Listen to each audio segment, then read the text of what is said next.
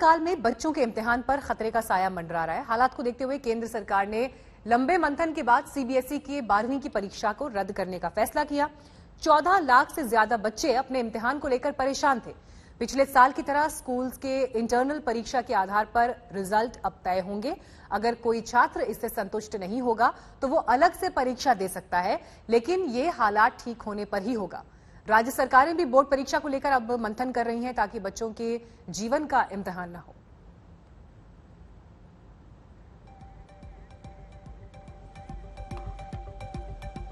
इस वक्त और जानकारी के साथ मुंबई से मुस्तफा शेख हमारे साथ मौजूद हैं और लखनऊ से कुमार अभिषेक इस वक्त हमारे साथ जुड़ गए हैं। कुमार, पहले आपका रुख करते हुए, देखिए स्टूडेंट के एग्जाम्स का हम जिक्र कर रहे हैं, उत्तर प्रदेश में भी एग्जाम्स को लेकर सरकार विचार कर रही है। कब तक हम इसे फैसले की सूरत में देख सकते हैं? देखिए मीनाक्षी, निश्चित तौर पर जब तक सरकार ने फैसला नहीं लिया था तब तक यहाँ के जितने तमाम पब्लिक और प्राइवेट स्कूल थे उन लोगों ने मांग की थी कि सुरक्षित तरीके से परीक्षाएं कराई जाएं, 12th के एग्जाम्स जरूर कराए जाएं। और बाकायदा जो यहाँ के सबसे बड़े सीएमएस के संचालक हैं स्कूल, उन्होंने प्रधानमंत्री को एक पत्र भी लिखा था कि बच्चों के एग्जाम्स होने चाहिए। लेकिन जिस तरीके से योगी सरकार ने भी फैसला लिया था कि जो उत्तर प्रदेश के बोर्ड की परीक्षाएं हैं 12th की, जो उत्तर प्रदेश बोर्ड कराता है, जिसमें तकरीबन 29 लाख छात्र जिस परीक्षा को देने वाले थे, उन्होंने भी डेट तय कर रखा था कि जुलाई के दूसरे सप्ताह में अगर कोरोना के हालात ठीक हुए तो वो भी परीक्षाएं ले सकते हैं। लेकिन जिस तरीके से कल प्रधानमंत्री की अध्यक्षता में जो बैठक हुई और उसमें फैसला लिया गया कि ये परीक्षाएं अब नहीं होंगी, उसे देखते हुए एक बार सरकार दोबारा से इस पर पुनर्विचार करने जा रही है। और जो उप मुख्यमंत्री हैं और शिक्षा मंत्री, उन्होंने साफ तौर पर कहा है कि जल्द ही योगी आदित्यनाथ के साथ इस पर बैठेंगे और फैसला लेंगे कि केंद्र ने जब एक बार फैसला ले लिया है तो उत्तर प्रदेश भी शायद उनके साथ ही जाए। और जो इन्होंने फैसला लिया था कि जुलाई के दूसरे सप्ताह में एग्जाम्स कराएंगे, शायद वो भी रद्द हो जाए। बिल्कुल। और देखिए, ये चिंता अभिभावकों की है, शिक्षकों की है कि बच्चों की जिंदगी पर किसी तरह का रिस्क नहीं होना चाहिए परीक्षाओं की वजह से, इसलिए कोई वैकल्पिक व्यवस्था की जाए, इसकी मांग लगातार उठ रही थी। आपको हम सुनवाते हैं दिल्ली, यूपी और हरियाणा के शिक्षा मंत्रियों ने कल के फैसले के बाद क्या राय दी।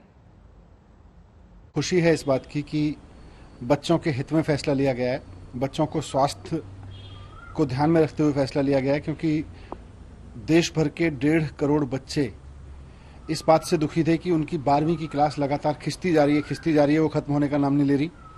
दूसरी तरफ उनके मन में ये भी था कि अब हम आगे की पढ़ाई कैसे करेंगे जब 12वीं खत्म नहीं होगी, और अगर परीक्षा देने के लिए बाध्य किया जाएगा तो उसका नुकसान यह है कि आज जिस तरह से देश में कोरोना बढ़ रहा है उसमें उनकी जान को खतरा था।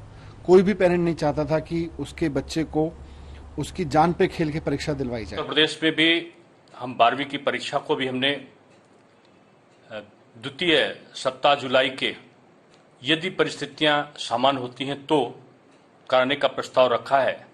लेकिन निश्चित रूप में माननीय प्रधानमंत्री जी के जो चिंता है विद्यार्थियों के संदर्भ में, छात्रों के संदर्भ में, सारी परिस्थितियों का पुनर्विचार करने के बाद ही हम, यदि परिस्थितियां सामान्य होती हैं, माननीय मुख्यमंत्री जी के साथ में हम लोग एक बार फिर से बैठेंगे और स्थितियों के आकलन के उपरांत हम परीक्षाओं की तिथि के बारे में आगे हम निर्णय लेंगे। जो 12वीं के पेपर है उनके बारे में सारी जानकारी देश की लेके और सब जो शिक्षा मंत्री थे उनके सुझाव लेके और सारी बैठक करने के बाद आज उन्होंने जो पेपर थे वो कैंसिल कर दिए।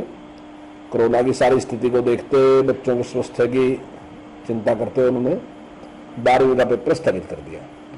और अब उसके बारे में किस प्रकार से निर्णय लिया जाएगा वो भी विचार विमर्श करके उसके बाद निर्णय लिया जाएगा। तो लगातार अब राज्य भी अपने स्तर पर ये प्रयास कर रहे हैं कि परीक्षाओं को लेकर वैकल्पिक व्यवस्था आगे क्या होगी जिससे बच्चों का मूल्यांकन हो सके, 12th के लिए आगे की राह तय हो सके। मुंबई से मुस्तफा शेख हमारे साथ है।